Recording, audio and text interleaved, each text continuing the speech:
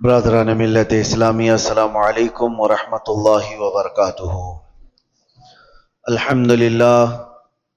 الحمدللہ وکفا وسلام علی حبیبہ المصطفى، اما بعد فاعوذ باللہ من الشیطان الرجیم، بسم اللہ الرحمن الرحیم۔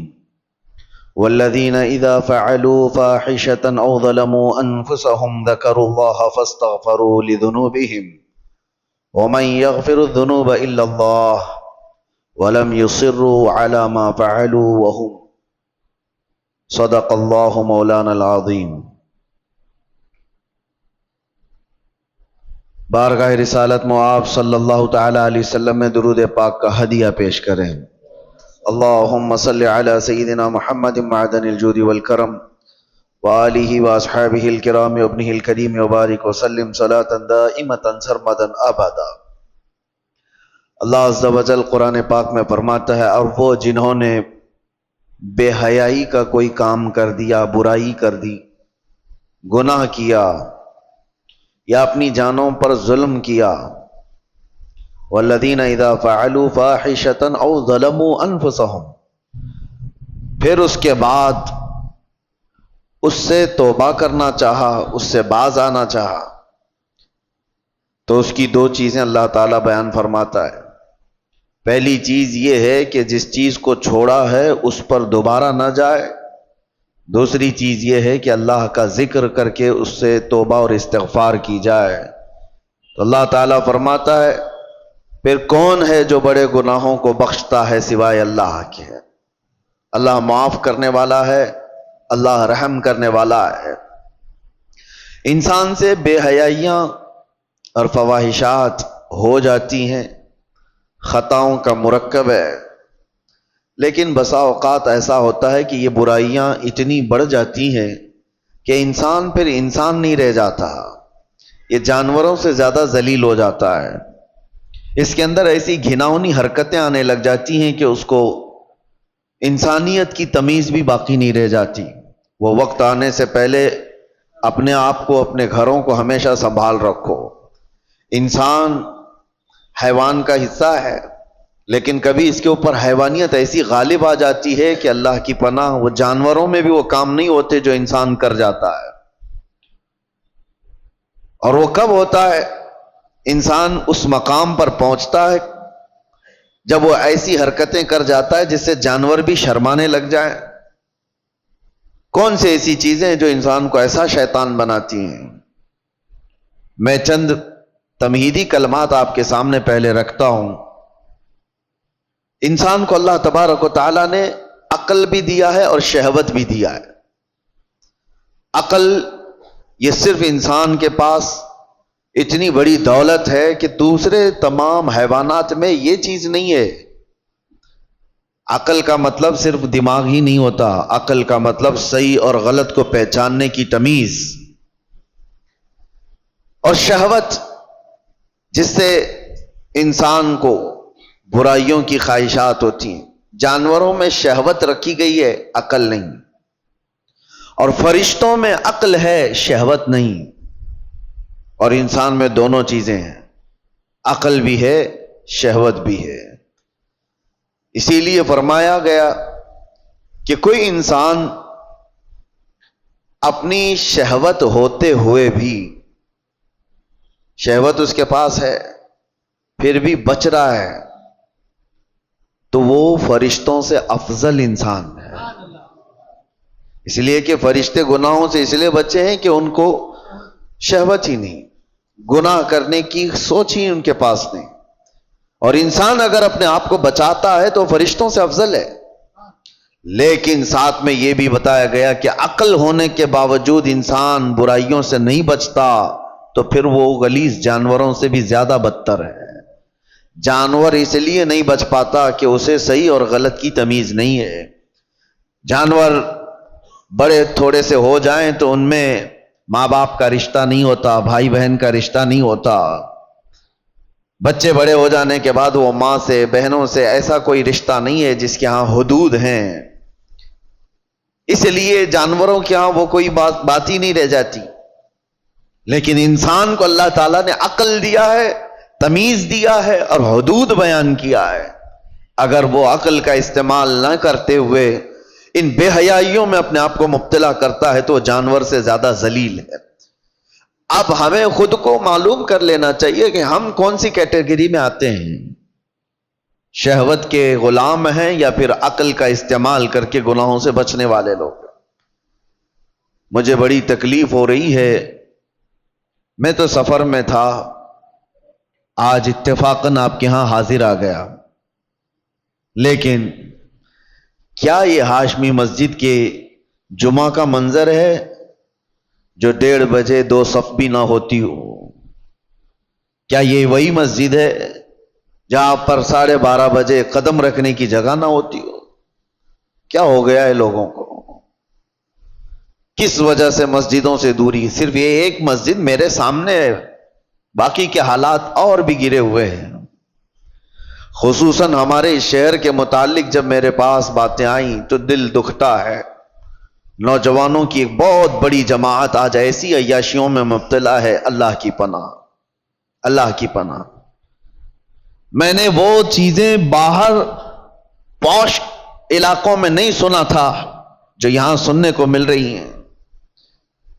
کیا مسلمانوں میں ایسا کوئی مقدمہ ہو سکتا ہے کہ بھائیوں نے مل کر کے اپنی بہن سے زنا کیا ہو؟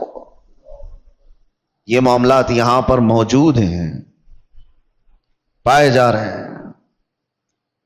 کلیجہ منہ کو آتا ہے بیان کرنے میں. کون سی قوم میں آ گئے؟ کیا یہ رسول اللہ صلی اللہ تعالی علیہ وسلم کی وہ امت ہے جس کو قرآن نے خیر امت کہا تھا؟ کیا وہ نوجوان ہیں؟ ہمارے جو علاقے یہاں پر میجورٹی کے ہیں, پولیس کے ڈپارٹمنٹ کے اور دوسری جگہوں پر وہ مذاق کی جگہ بنے ہوئے ہیں. اگر ان علاقوں کا نام لے لو تو لوگ شرماتے ہیں. میرے عزیزو, یہ کس کی ذمہ داری تھی ان بے حیائیوں سے روکنے کی, ان فواہشات سے اپنے نوجوانوں کو روکنے کی؟ حیرت ہوتی ہے کہ 2-4 حاجی صاحب ہمارے سامنے بیٹھ کر کے واقعات بیان کر رہے ہیں. اس محلے میں ایسا چل رہا ہے, اس محلے میں ایسا چل رہا ہے. دل پر چھریاں چلتی ہیں اور افسوس آپ کے اوپر ہوتا ہے. آپ ان سب کو تماشا سمجھ کر کے بیان کر رہے ہو. امت لٹ رہی ہے اور آپ کہانیاں بیان کر رہے ہو. تمہارے گھر سے تمہاری بیٹی اور تمہارے بیٹے کے ساتھ یہ تمام حرکتیں ہوتی ہوں تو کیا محلے میں اسی طرح چرچے کرتے ہوئے بیان کرو گے؟ ذمہ داری کس کی تھی یہ؟ اور میں اکثر یہاں پر کہا کرتا تھا جب یہاں موجود تھا کہ ایک بہت بڑی نعمت ہے ہمارے ان علاقوں میں کہ آج بھی ہماری مسجدوں میں یہ جماعت کا جو سسٹم ہے, متولی ہونا, اراکین ہونا, جماعت کا ان کا جو ہولڈ ہے وہ دوسرے علاقوں میں آپ کو نہیں ملے گا. آپ جاؤ شمال ہند میں, دوسرے علاقوں میں, کوئی ایسی مضبوطی نہیں نظر آتی ہے کہ مسجد کی کوئی کمیٹی پورے محلے کو سنبھال سکتی ہو, ان کے مسائل کا حل کرتی ہو. یہ سب سسٹم دوسری جگہ نہیں ہے, یہ تمہارے پاس موجود ہے. لیکن یہ جماعتوں کے اراکین جو بھی مسجدوں کے بن گئے, انہوں نے اپنی ذمہ داریاں فراموش کر دی. اب ان کو لگتا ہے کہ صرف اور صرف کمیٹی بنانا ہے, مسجد دیکھنا ہے. محلے سے ان کی بھی نظریں ختم ہو گئی. ہم دیکھ رہے ہیں کئی محلے ایسے جن میں نوجوان, پہلے کیا کسی کی ہمت ہوتی تھی کہ جماعت والوں کے سامنے کوئی بچے آ کر کے ایسی حرکتیں کریں یا ان کے سامنے بے حیائی کریں؟ ہوتا یہ تھا, ڈر تھا محلے والوں کو کہ ہمارے نکاح منگنی ولیمے بھی ہونے ہیں, کبھی جماعت سے بائیکاٹ نہ ہو جائے. ڈر لگتا تھا لوگوں کو محلوں میں کہ کسی کے گھر پر نظر نہ ڈالی جائے ورنہ جماعت میں فیصلہ چلا جائے گا تو بے عزتی ہو جائے گی. اور آج یہ پوزیشن آ گئی کہ جماعت کو کوئی گنتا نہیں. تم اگر اپنا وقار کھوتے چلے جاؤ گے تو میرے عزیزو آنے والی نسلوں کے لیے بہت بڑا خطرہ ہے, بہت بڑا چیلنج ہے. میں دیکھ رہا ہوں ان چھوٹے بچوں کو ہمارے, اب میں ہر ایک کا نام لے کر کے ذکر کروں تو ظاہر سی بات ہے دنیا بھر میں باتیں وائرل ہوتی ہیں, لیکن سمجھنے والے سمجھ سکتے ہیں. اسکول کے 4 کلاس کے بچے کو, 4 کلاس کا بچہ مشکل سے میرے خیال سے 9 سال کی عمر کا ہوتا ہوگا, اس کے دادا میرے پاس لے کر کے آئے اور کہتے ہیں کہ یہ نشہ کرتا ہے. میں کہا کون سا نشہ کرتا ہے یہ؟ کون سا نشہ؟ نشہ تو لوگ بیڑی سگریٹ गुटखा को भी समझ जाते हैं, बोलते हैं। बहुत सारे लोगों को ऐसा लगता है, उसको भी नशा समझते हैं, और बड़े जो पुराने होते थे उससे भी बचते थे। तो उनके दादा ने, बच्चे का जो दादा है, पोते को जो लेकर के आया, कान पकड़ करके कहता है कि हजरत मुझे तो पता नहीं ये कौन सी चीज है, लेकिन सुना है कि ये चरस है, गांजा है, अफयून है, ये तमाम चीजें। हैरत हुई। 9 साल का बच्चा से पूछा, कहां से तुम्हारे पास ये सब चीजें आई? कहा स्कूल में तो मिल जाती हैं, बाहर से कोई भैया आते हैं और दे भी देते हैं। मेरे अजीजों, जिम्मेदारी का एहसास करो। ये वो बच्चे हैं जो उम्मत का मुस्तकबिल हैं। दर्द होता है इन नौजवानों को देख करके, मेरे मुस्तफ़ा करीम सल्लल्लाहु ताला अलैहि वसल्लम की ये भोली उम्मत, जिसके लिए मेरे आका रात रात भर खड़े होकर के रोया करते थे। आज वो उम्मत का यह हाल है कि अपने नबी रहमत सल्लल्लाहु ताला अलैहि वसल्लम की तालीमात को पीठ पीछे डाल चुकी। हालात ऐसे कि नौजवान आज यही सोच करके बैठ गए, जैसी इनकी उम्र 16 साल के ऊपर होने लगी, सबसे पहला इनका काम है कि कोई लड़की को फांस लिया जाए, उससे मुआशका करें, इश्क की दास्तानें लिखी जाएंगी। यही सारी जिंदगी के मकासद हैं तुम्हारे। 16 साल तो मैं बहुत दूर की बात कर रहा हूं, अब तो स्कूल के छोटे से बच्चे ये तमाम फंडे हल करके बता देते हैं। फेसबुक, इंस्टा, ये तमाम चीजें छोटे छोटे बच्चों के हाथों में मौजूद है, और वो पुराने जमाने के बूढ़ों से ज्यादा जानते हैं। बेहयाइयों का दौर आ गया। अब मुझे वो हदीस याद आती है, अभी जस्ट मस्जिद में आते हुए कब्रिस्तान के पास से गुजर रहा था, दिमाग में ये सारी बातें घूम रही थी, जब किसी ने आकर के मुझसे ये कहा कि यहां वो मामला भी है कि भाइयों ने बहन के साथ जिना किया है। कब्रिस्तान देखते हुए मुझे मेरे मुस्तफ़ा की वो बात याद आई। अल्लाह के नबी सल्लल्लाहु ताला अलैहि वसल्लम ने इरशाद फरमाया था, एक दौर तुम पर ऐसा आएगा कि तुम कब्रिस्तान के पास से गुजरोगे तो तुम्हें यह ख्याल आएगा, काश मैं उसमें होता तो ज्यादा अच्छा होता। क्योंकि जो जा चुके, जो दफन हो चुके, वो बहुत सारे फितनों से महफूज हो गए हैं। हमारा हाल है अभी मुकाबले का। हमें ये चैलेंजेस का मुकाबला करना है। गुनाहों का ऐसा दौर दौरा है, किससे कहा जाए। कभी इस बात का भी डर लगता है कि पूरी जमाते उम्मते मुस्लिमा को अपने टारगेट पर रखी हुई हैं। तुम्हें क्या नहीं पता, आज नहीं देखते हो कि उस सुबह से शाम तक सोशल मीडिया भरा हुआ दिखता है, इस्लाम को गालियां देने वालों की एक अंबार है। नबी पाक सल्लल्लाहु ताला अलैहि वसल्लम पर निशाने नहीं बनाए जाते। आज टीवी खोलो, किसी चैनल को देखो तो इस्लाम का मजाक उड़ाने वाले कुत्ते बैठे हुए होते हैं, भौंक रहे होते हैं। कुरान की आयतों पर डिस्कशन चल रहा है, अजान को लेकर मसाइल उठाए जा रहे हैं, कलमे पर बात आ गई, तुम्हें सब पता है। और इन हालात में जब घर को आग लगी हुई है, नौजवान बच्चे अय्याशियों में मुब्तला है, ये लड़कियों को फंसाने में मुब्तला है, फेसबुक चैट करते हुए पूरी रातें गुजारने में मसरूफ हैं। और इन हालात का कौन जिम्मेदार है?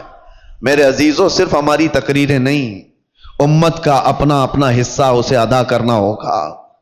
जो जिस चीज का जिम्मेदार है वो जिम्मेदारी नहीं अदा करेगा तो कयामत के दिन सवाल होगा, कुल्लुकुम राइन व कुल्लुकुम मसऊलुन अन रिअयतिही। मेरे आका ने फरमाया, तुम में से हर एक निगहबान है अपने नीचे वालों का। कयामत के दिन तुमसे सवाल होगा, तुम्हारे नीचे वाले बिगड़े क्यों थे? तुमसे जो मातेहत थे वो बिगड़े क्यों थे? बाप से उसके औलाद के बारे में पूछा जाएगा, उस्ताद से उसके शागिर्दों के बारे में पूछा जाएगा, मोहल्ले के बड़े जिम्मेदार से उसके मोहल्ले वालों के बारे में पूछा जाएगा, तुम्हारे ये आसपास रहने वाले बिगड़े क्यों थे? यहां जिम्मेदारी का एहसास करो। अब तो यह भी डर लगने लगा, पहले का वो सुनहरा माहौल था, हम किसी मोहल्ले से गुजरते थे तो इस्लाह करने वालों की एक बड़ी जमात नजर आती थी, नमाज जाने वालों की एक बड़ी जमात नजर आती थी, टोपियों वाले, नए नए नौजवान दाढ़ियों वाले भी नजर आते थे। आज खाल खाल है। हो सकता है मेरी ये बातें कुछ को लोगों को बुरी लग रही होंगी। तबलीग करने वाले बहुत सारे मुबल्लिगीन भी बनते थे, اپنوں میں سے ہی تو بنتے تھے مبلغین، وہ کہاں چلے گئے؟ انہوں نے بھی اپنا سیف زون بنا لیا کہ ہم اپنے حلقے میں رہیں گے، باقی دنیا جائے بھاڑ میں، مر رہی ہے قوم تو جائے، اس کو کون دیکھے۔ وہ اصلاح کا شعبہ بھی چھوڑ دیا گیا ہے، اور اب تو اصلاح کرنے والے ہمارے محلے سے بھی نہیں گزر رہے ہیں۔ اب سنو حدیث، میرے آقا صلی اللہ علیہ وسلم نے فرمایا تھا، اسی زمانے کے لیے شاید، حضور فرماتے ہیں ایک وقت ایسا بھی آئے گا کہ جو اصلاح کی بات کرے گا، جو ایمان کی بات کرے گا، لوگ اس کو اتنی تعجب سے دیکھیں گے جیسے چور کو دیکھا جاتا ہے۔ داڑھی والے کو، ٹوپی والے کو، اصلاح کی بات کرنے والے کو، حضور فرماتے ہیں جیسے زنا کرنے والے کو عیب سے لوگ دیکھتے ہوں گے، تانا دیں گے، اسی طرح سے ایک وقت ایسا آئے گا کہ مومن کو تانا دیا جائے گا، یہ دیکھو یہ مسلمان ہے، یہ دیکھو یہ ٹوپی والا ہے، یہ داڑھی والا ہے۔ وہ دور آئے گا، بلکہ میں سمجھتا ہوں اس دور میں ہم جی رہے ہیں۔ لوگ آج کیوں اپنے آپ کو ماڈرن اور اپنے آپ کو سیکولر بننے کی کوشش کر رہے ہیں؟ کیوں؟ اس لیے کہ وہ ان تانوں سے گھبرا رہے ہیں، ڈر رہے ہیں۔ میں محلے میں کھڑے ہو کر کے اگر کسی کی اصلاح کی بات کروں گا تو لوگ میرا پچھلا نکال دیں گے، مجھے بھی بولیں گے جمعہ 8 دن ہو گئے ابھی حج کو چلا تو۔ یہ سارے تانے تو سننے پڑیں گے میرے عزیزوں۔ کیا وہ صحابہ کرام رضوان اللہ تعالی علیہ مجمعین نے اتنے بڑے مشن کو نہیں اٹھایا تھا جن کے پرانے حالات یہ تھے؟ حضرت انس رضی اللہ تعالیٰ عنہ فرماتے ہیں مجھے جب یہ حدیث پڑھتا ہوں تو رونگٹے کھڑے ہو جاتے ہیں۔ عشق اور محبت کہتے کسے ہیں؟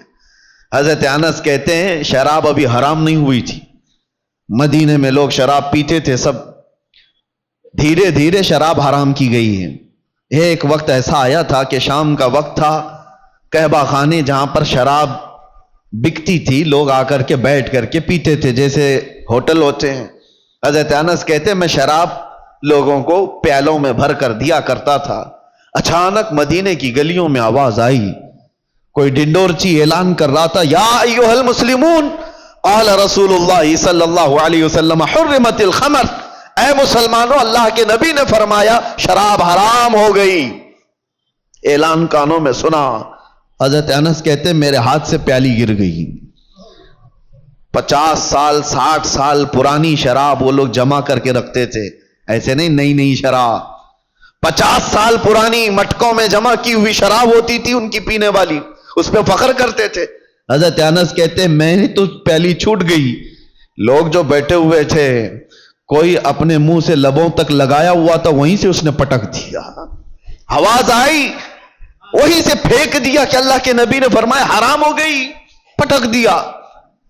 میں سوچتا ہوں کبھی پڑھتا ہوں تو رونگٹے کھڑے ہوتے ہیں، کیا صحابہ میں یہ فرما برداری کا جذبہ تھا؟ ان کے کانوں میں صرف بات پڑی، وہ بھی ڈائریکٹ رسول اللہ کی نہیں، کوئی اعلان کرنے والا بیان کر رہا ہے۔ وہ یہ سوچ تو سکتے تھے کہ ابھی قانون آیا ہے، امپلیمنٹ ہونے میں ٹائم لگ سکتا ہے، آج کا تو پی لیں، کل جا کر کے حضور سے بات کر لیں گے کہ صحیح میں حرام ہوئی یا نہیں، کنفرمیشن کے بعد چھوڑ دیں گے۔ نہیں، صرف کسی ایک مسلمان کی آواز آئی کہ اللہ کے نبی نے فرمایا، وہ صحابہ نے توڑ دیا مٹکے 50 سال پرانے۔ حضرت انس کہتے رات ہوتے ہوتے مدینے کی ساری نالیاں شراب سے بہ رہی تھی، جن کے ہاں جو جمع رکھا تھا سب اٹھا کر کے پھینک دیا۔ یہ امت تھی میرے مصطفیٰ کی، یہ وہ صحابہ کی فرمانبرداری تھی۔ اس کو کہتے ہیں عشق، اس کو کہتے ہیں محبت۔ کانوں میں بات پڑ جائے اپنے آقا کی تو چھوڑ دے بندہ اس چیز کو۔ کیا آپ تب کو یہ نہیں پتا ہے کہ گناہوں کے اڈوں پر جانے کی اجازت اسلام نہیں دیتا؟ میرے آقا صلی اللہ تعالی علیہ وسلم نے شراب حرام کی ہے، نشہ حرام ہے، تو وہ نوجوان کیسے آج نشہ کو چھوتا ہے، اپنے نبی سے محبت کی دعوے کرتا ہے؟ محبت ہے ہی نہیں، عشق کی بات ہی نہیں۔ رائی کے دانے کے برابر بھی اگر دلوں کے اندر ایمان ہو، میرے آقا سے محبت ہو تو آ جاؤ، باز آ جاؤ میرے عزیز ہو۔ اے نوجوانوں، وقت بہت تیزی سے ڈھل رہا ہے، آپ کو پتہ بھی نہیں۔ آج میں اس مقام پر آپ کے سامنے کھڑا ہوں، آپ کو اندازہ ہے مجھے تو کچھ نیا نہیں لگتا، لیکن 10 سال کے بعد ہم یہاں کھڑے ہیں، 10 سال گزر چکے۔ میں پیچھے پلٹ کر کے دیکھتا ہوں تو سوچتا ہوں کیا ایک عشرہ ایک دہائی گزر گئی ہماری زندگی کی، 10 سال کے بعد اس مسئلے پہ پھر آئے. یہ 10 سال کا عرصہ اتنی تیزی سے گزر رہا ہے، تو یاد رکھو موت بہت تیزی سے تمہارے قریب آ رہی ہے، بہت تیزی سے. اور حضور پاک صلی اللہ تعالی علیہ وسلم کی وہ حدیث بھی میں آپ کو سناؤں، قیامت کے قریب ایسے حالات ہوں گے کہ بچے جوان نظر آئیں گے اور جوان بوڑھے نظر آئیں گے. کیا آج نہیں معلوم آپ کو؟ بچوں کے اندر جو حرکتیں ہیں وہ جوانوں سے کی جیسی ہیں. 6 سال کے 7 سال کے بچے بالغ لوگوں کی باتیں کرتے ہیں، جوانی ابھی سے آئی ہوئی لگتی ہے. اور جوانوں کو دیکھو یہ سب ٹوٹے بکھرے ہوئے، ارے 20 سال 22 سال کی عمر میں سفید بال، اور یہ بوڑھے لگنے لگ گئے. ان کی زندگیاں 30 سال کو جاتے جاتے ریٹائرڈ ہو گئیں، گھروں کے حالات خراب ہو گئے. کتنے ایسے ہیں. ارے جوانی کس کو کہا جاتا تھا پتہ ہے؟ 40 سال کے بعد جوانی شروع ہوتی، جس کو مضبوط جوانی کہا جاتا. آج 40 سال میں بوڑھا ہے آدمی، بوڑھا ہے. قیامت کے اتنے قریب ہم آ چکے. میرے آقا نے فرمایا تھا ایک دور آئے گا کہ جب بچے جوان نظر آئیں گے اور جوان بوڑھے لگنے لگیں. ان حالات کا باریکی سے آپ مطالعہ کرو میرے عزیزو. اب ہمیں تقریروں کے اعتبار سے کوئی ایک مقرر ایک خطیب سمجھ کر کے ایک ٹرینڈ کے حساب سے مت لو. میرے پاس اب وہ فن بھی نہیں ہے، نہ میں اپنے الفاظ سے چمکا کر کے کسی کے اوپر دباؤ ڈالنے کے لیے تقریریں کرتا ہوں. نہیں، ایک درد نکلتا ہے آج امت کے لیے خاص طور پر. بہت جلدی وہ دن بھی آ جائے گا، شاید اعلان ہو جائے کہ ہم بھی مر گئے، دنیا سے نکل گئے. جتنے دن ہمارے باقی رہ گئے، کبھی یہ خیال آتا ہے کہ بارگاہ مصطفیٰ صلی اللہ علیہ وسلم میں جانا تو طے ہے، مرنے کے بعد قبر میں منہ دکھانا تو طے ہے. اگر وہ نبی پاک صلی اللہ تعالی علیہ وسلم ہم سے پوچھیں کیا تو اس جگہ سے آ رہا ہے جہاں سے صبح سے شام تک مجھ کو گالیاں دی جاتی تھی؟ کیا تو اسی محلے سے آ رہا ہے جہاں لوگ ماں اور بیٹیوں کی عزت بھول چکے تھے؟ زنا اتنا عام ہو چکا تھا کہ جانور بھی اس طرح کا جوڑا نہیں کھاتے. گھر گھر آج محفوظ نہیں ہے. لوگ بیٹھ رہے ہیں آج ہمارے پاس آ کر کے حیرت ہوتی ہے کہ زنا کے معاملات کو حل کرنے کے لیے بیٹھتے ہیں تو رونگٹے کھڑے ہوتے ہیں، کلیجہ منہ کو آتا ہے. باپ بیٹی کو لے کر بیٹھا ہے، دوسرا باپ بیٹے کو لے کر کے بیٹھا ہے.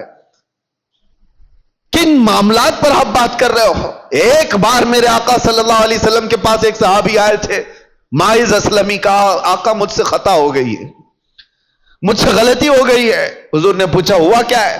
کہا بتا نہیں سکتا، بہت تکلیف کی بات ہے. حضور نے فرمایا بتاؤ تو تمہارا علاج کیا جا سکے. انہوں نے کہا زنا ہو گیا ہے، مجھ سے زنا ہوا. حضور نے اپنا چہرہ پھیر لیا، چہرہ سرخ تھا میرے آقا کا، لال ہو گیا. کہا جاؤ تم. وہ صحابی دھاڑے مار کر کے رونے لگ گئے. تجھ سے جو منہ چھپاؤں تو کروں کس کے سامنے؟ میں جاؤں تو پھر کہاں جاؤں؟ نبی پاک صلی اللہ تعالی علیہ وسلم نے ان کو کھڑا کر کے پوچھا ہوش میں کہہ رہے ہو؟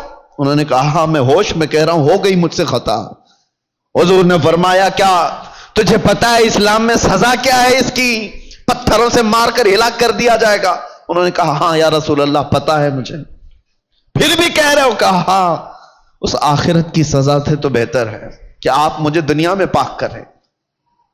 3 مرتبہ پوچھنے کے بعد بھی جب انہوں نے کہا کہ ہاں مجھ سے خطا ہو گئی، تو حضور نے صحابہ سے کہا جاؤ یہ اقبالی مجرم انہیں لے جاؤ جبل انم، ایک پہاڑی مدینے میں. وہاں پر صحابہ لے کر کے گئے، اوپر سے ان کو پتھروں کی بارش کی گئی، وہ قتل ہو گئے، ان کا انتقال ہو گیا. یہ اسلام میں زنا پر سب سے بڑی سزا دی گئی. وہ صحابی تھے، خطا ہوئی تو نبی پاک صلی اللہ تعالی علیہ وسلم نے دنیا میں پاک کرنے کا طریقہ یہ بتایا. اور یہاں پر حالات ایسے آ گئے کہ لوگ اس کو اتنے ہلکے میں لے لیے. پھر مجھے وہ حدیث یاد آتی ہے، حضور نے فرمایا تھا قیامت کے قریب زنا اتنا عام ہو جائے گا کہ انسان ایسے جوڑا کھائیں گے جیسے گدھے اور کتے راستوں پر جوڑا کھاتے ہیں. ان کے درمیان یہ سب کامن سی چیز ہو گئی، نارمل بن گیا ہے. لوگ بیٹھ کر کے حل کر رہے ہیں، ہمیں تو رونگٹے کھڑے ہوتے ہیں. کن چیزوں کی یہ باتیں لے کر بیٹھے ہیں بیٹے اور بیٹیوں کی کہ یہ اس طرح کی حرکتیں کرتے تھے. معاذ اللہ رب العالمین. ایک بات یاد رکھو، پورے معاشرے میں محلے میں ایک جگہ کوئی زنا کرتا ہے تو پورے محلے کی برکت ختم کر دی جاتی ہے. ناسور ہے وہ کینسر کی طرح. کینسر کی پھوڑی جس طرح پورے جسم میں زہر پیدا کرتی ہے، ایک بے حیائی اور بدکاری والا نوجوان پورے معاشرے کے اندر وہ ناسور بن کر زہر پھیلاتا ہے. تمہاری بیٹیوں تک بھی وہ حرکتیں آئیں گی، تمہارے بیٹے بھی محفوظ نہیں رہیں گے. اس لیے ذمہ داریوں کا احساس سارے لوگ مل کر کے کریں، ایک آدمی نہیں. یہ بیچارہ خطیب کب تک یہاں سے پکارے گا؟ ایک کوئی مبلغ کب تک اصلاح کرے گا؟ ہر ایک کی ذمہ داری ہے. آج غلطی کس کی ہے پتا ہے؟ پورے محلے میں 5% یا 10% جواری ہوتے ہیں. 5% سے بھی کم ہوتے ہیں جواری اور سود خور یا شرابی یا زانی. اکثریت تو اچھے لوگوں کی ہوتی ہے، لیکن وہ اچھے لوگ اتنے بھیانک ہوتے ہیں. یاد رکھنا، ان 5 کو جنہوں نے کھلی چھوٹ دی تھی، یہ 95 لوگوں کی بھی وہی سزا ہوگی جو اس جواری کی سزا ہوگی. کیونکہ معاشرے کو برباد کرنے میں ان 5 لوگوں کا ہاتھ کم تھا، خاموش رہنے والوں کا ہاتھ زیادہ تھا. یہ سپورٹر تھے، گناہ دیکھ کر کے ہنستے ہوئے چلے جاتے تھے. میرے گھر میں تھوڑی نہ ہو رہا ہے، فلاں کا بچہ بگڑا ہوا ہے، میں تو سنبھال لوں گا اپنا گھر. میاں آگ لگی ہے، تم کیا سنبھال لو گے؟ تمہارے بھی گھر کے دروازے لکڑی کے ہیں، تمہارے بھی گھر کی کھڑکیاں لکڑی کی ہیں. وہ آگ کے شعلے جب نکل کر کے آئیں گے تمہارے دروازے بھی جلائیں گے. یہی حال ہے آج ہمارے گھروں میں. تمہاری بیٹیاں بھی ہیں یا نہیں؟ تمہارے اپنے بیٹے ہیں یا نہیں؟ دوسرے کا بیٹا بگڑ گیا، دوسرے کی بیٹی بگڑ گئی تو آپ ہنس کر تماشا دیکھ رہے ہو کہ فلاں نشہ کر رہا ہے. پہلے حال یہ تھے کہ ہماری جماعت کے لوگ کہیں بیٹھے ہوتے تھے تو آوارہ لوگ ان کے سامنے سے گزرنے میں بھی ڈرتے تھے. گزرنے میں انہیں ڈر لگتا تھا کہ بڑے لوگ بیٹھے ہوئے ہیں. آج وہ وقار ختم کیوں ہوتا گیا؟ اپنی ذمہ داری کا احساس جب بندہ ختم کر لیتا ہے تو اقبال نے یہ بہت پہلے کہا تھا، قوت فکر و عمل پہلے فنا ہو جاتی ہے تب کسی قوم کی شوکت پہ زوال آتا ہے. سوچنے سمجھنے کی صلاحیت پہلے یہ ختم ہو جاتی ہے تب جا کر کے قوم کے اندر بدکاریاں پھیل جاتی ہیں، یہ زبوں حالی کا شکار ہوتی ہے. آج قوم کے اندر جو معاملات ہیں ہم گرے ہوئے اس لیے ہیں کہ ہم اپنی ذمہ داریاں نہیں سنبھالنا چاہتے. اب ظاہر سی بات ہے، ایک آدمی بولے گا تو اس کو پکڑ کر کے لے جائیں گے، بند کر دیں گے. دوسرا اٹھے گا اس کو پکڑ کر بند کریں گے اور سارے لوگ تماشا دیکھتے رہیں گے. یہ سوچیں گے نہیں یہ نہیں کرنا ہے، بولنا نہیں ہے. میں سمجھتا ہوں اس طرح کی بزدلی سے تم کتنے سال جی سکتے ہو؟ چپ چپ رہ کر کے برائیوں کے بارے میں نہیں بولو گے، کمپرومائز کر کے جیو گے، کب تک رہو گے؟ موت تو آنی ہے. تو جب مرنا ہی ہے تو گیدڑ کی 100 سالہ زندگی سے شیر کی 1 دن کی زندگی بہتر ہے. حق بات کرو، لوگوں کی اصلاح کرو اور دنیا سے عزت کے ساتھ جاؤ. اور ایک بات اے نوجوانوں، دنیا کے تمام معاملات میں 100 سال کی زندگی میں وہ عزت نہیں پاؤ گے جو دامن مصطفیٰ میں 1 منٹ میں عزت مل جاتی ہے. میرے آقا کے قدموں سے لپٹ کر 1 منٹ کی جو زندگی تمہیں عزت دیتی ہے وہ دنیا داروں کی 100 سال کی نوکری تمہیں عزت نہیں دے سکتی. اسی لیے میرے مرشد نے فرمایا تھا، بل ہوا سن سیم و زر کی بندگی اچھی نہیں، ان کے در کی بھیک اچھی سروری اچھی نہیں. آؤ اصلاح کے لیے اپنے ان معاشروں میں اصلاح کا کام تیزی سے شروع کر دو. اگر آج تھوڑی سی تمہاری حرکت باقی رہے گی تو امید ہے کہ ہماری جو نئی نسلیں ہیں وہ اس بات پر تو باقی رہے. میں سعودی عرب میں دیکھ کر کے آیا ہوں جنہوں نے اپنے بچوں کو آسٹریلیا امریکہ میں پڑھانے کے لیے بھیجا تھا. آج وہ بچے پلٹ کر کے آئے ہیں اور وہ پوچھتے ہیں ہو از دا محمد؟ محمد کس کا نام ہے؟ یہ ریئل بات میں آپ کو بتا رہا ہوں. ارے جہاں اسلام کا مرکز رہا، جہاں سے اسلام پھیلا پھولا، ان کے بچے آج غیروں کی گود میں ڈالے جانے کے بعد آ کر اپنے نبی کو پہچان نہیں پا رہے ہیں. تم نے بھی کیا سوچا ہمارے بچوں کو سوشل میڈیا پر چھوڑ دیں گے، یہ سارا کچھ موبائل سے، گوگل سے، انٹرنیٹ سے سیکھتے رہیں گے؟ کل کو یہی بچے کھڑے ہوں گے جو اپنے نبی کو نہیں پہچانتے، وہ اپنے باپ کو قیامت میں کیا پہچانیں گے؟ اور تمہارے مرنے کے بعد کیا ایصال ثواب کر سکیں گے؟ ادھر تمہارا جنازہ لا کر کے رکھا گیا ہوگا، تمہارا بیٹا باہر کھڑے ہو کر کے انتظار کر رہا ہوگا، نماز ہو جائے گی تو اٹھاؤں اور ڈا کر کے دفن کر کے آؤں، اسے توفیق بھی نہیں ہوگی کہ وہ تمہارے لیے جنازے کی نماز پڑھ سکے۔ کیوں ایسے معاشرے میں جینے کی ضرورت ہے؟ ہمیں جو رسول اللہ صلی اللہ علیہ وسلم نے معاشرہ عطا کیا، اس معاشرے میں امن بھی ہے، عزت بھی ہے، وقار بھی ہے۔ آؤ واپس سے پھر اس ماحول کو بنانے میں آپ سب سترک ہو جاؤ، متحرک ہو جاؤ۔ ہر محلے کے نوجوانوں سے میں گزارش کروں گا، تم 5 ہی صحیح 10 ہی صحیح کھڑے ہو جاؤ ذمہ داری لے کر کے کہ ہم اپنے محلے میں بے حیائیاں نہیں ہونے دیں گے۔ انقلاب آئے گا میرے عزیزو۔ تم یہ مت سوچنا کہ ہم 5 اور 10 لوگوں سے کیا ہوگا، تم اپنی طاقت پر کبھی مت جانا، اس لیے کہ وہ رب العالمین ارحم الراحمین، اس کی طاقت کا تمہیں اندازہ بھی نہیں ہے، اس کی طاقت کا اندازہ نہیں ہے۔ آج سے 5 سال پہلے ہبلی کی ایک مسجد سے 50 لوگوں کے بیچ میں نے ایک پاکھنڈی کو اعلان کیا تھا، آپ کو پتا ہوگا۔ ہم نے یہاں سے موبائلے کا چیلنج کیا کیا تھا؟ یہ رب العالمین کا کرم ہے کہ پوری دنیا کے خطے خطے میں وہ آواز پہنچائے گی، جس کو پہنچنا تھا اس کو بھی پہنچی۔ تو کبھی یہ مت سوچنا کہ میرے ایک کے چاہنے سے کیا ہوگا، بہت کچھ ہوتا ہے۔ آواز اٹھا کر کے تو دیکھو، اصلاح کے لیے کھڑے ہو کر کے تو دیکھو۔ بازو ہمارے کمزور ہیں، رب العالمین کی طاقت کمزور نہیں ہے۔ تم اگر کھڑے ہو گئے اصلاح کے لیے تو اللہ تعالیٰ غیب سے اسباب پیدا فرمائے گا۔ ایک نہیں مانے گا، 2 نہیں مانیں گے، ہو سکتا ہے کوئی تو جیالا ہوگا جو تمہاری دعوت پر لبیک کہے گا۔ تم اپنے گھر کی دعوت تھوڑی نہ دے رہے ہو۔ اگر 5 نوجوان کھڑے ہو گئے ہر محلے سے اور وہ دوسرے بچوں کی اصلاح کے لیے کوشش کرتے رہے، خدارا کبھی یہ مت کہنا کہ ہماری ٹیم میں آ جاؤ، ہماری ٹیم میں آ جاؤ، ہماری تنظیم میں آ جاؤ۔ ایک بات میں بتاتا ہوں، اس امت کی ایک رگ کو میں جانتا ہوں، یہ جتنی بھی بگڑی ہوئی ہو، باپ کا واسطہ، ماں کا واسطہ، استاد کا واسطہ، پیر کا واسطہ، ہو سکتا ہے ناکام ہو جائے۔ بگڑے ہوئے نوجوان کو ایک بار آمینہ کے لال کا واسطہ دے کر کے دیکھو، ایک بار میرے مصطفیٰ کے نام کا واسطہ دے کر کے دیکھو، اللہ تبارک و تعالیٰ اس کے ذہن و دماغ میں محبت پیدا کر ہی دے گا۔ یہ بگڑا ہوا ہے لیکن آج بھی اپنے نبی سے محبت رکھتا ہے، اور اسی محبت کا واسطہ دے کر کے اصلاح کا کام کرو۔